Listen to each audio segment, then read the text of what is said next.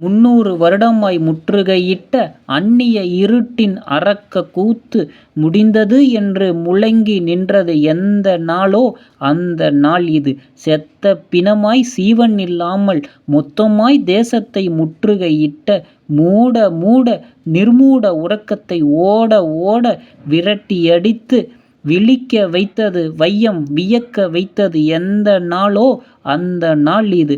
பரிதவித்திருந்த பாரத அன்னை காளியாய்ச் சீறி கைவிலங்கொடித்து பகையைத் துடைத்து சத்திய நெஞ்சின் சபதம் முடித்து கூந்தல் முடித்து குங்குமப் பொட்டு வைத்து ஆனந்த தரிசனம் அளித்து நின்றது எந்த நாளோ அந்த நாள் இது.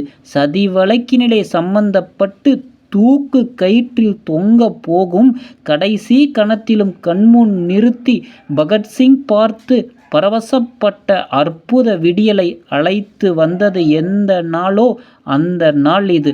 முற்றிப் படர்ந்த முட்காட்டை எரித்து விளைந்த மூங்கிலை வீரமாய் துளைத்து மூச்சுக் காற்றை மோகித்து நுழைத்து புரட்சி புல்லாங்குழலில் பூபாலம் இசைத்தது எந்த நாளோ அந்த நாள் இது. இதந்தரும் இந்தச் சுதந்திர நாளை சொந்தம் கொண்டாட தந்த இந்த பூமியை தமிழால் வணங்குவோம். இதந்தரும் இந்தச் சுதந்திர நாளை சொந்தம் கொண்டாடத் தந்த பூமியை தமிழால் வணங்குவோம். மீ.ரா. விடுதலை திருநாள் 8ஆம் வகுப்பு தமிழ் கவிதைப்பேழையில் இடம்பெற்றிருக்கக்கூடிய விடுதலை திருநாள் அப்படிங்கிற கவிதை தொகுப்பிலிருந்து நம்ம பார்க்குறோம். மீ. ராஜேந்திரன் என்னும் இயற்பெயருடைய மீரா அவர்கள் கல்லூரி பேராசிரியராக பணியாற்றியவர்.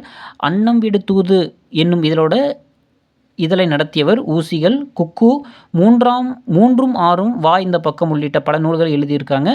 இவர் எழுதிய கோடையும் வசந்தமும் என்னும் நூலிலிருந்து இந்த கவிதை தொகுப்பு தரப்பட்டுள்ளது.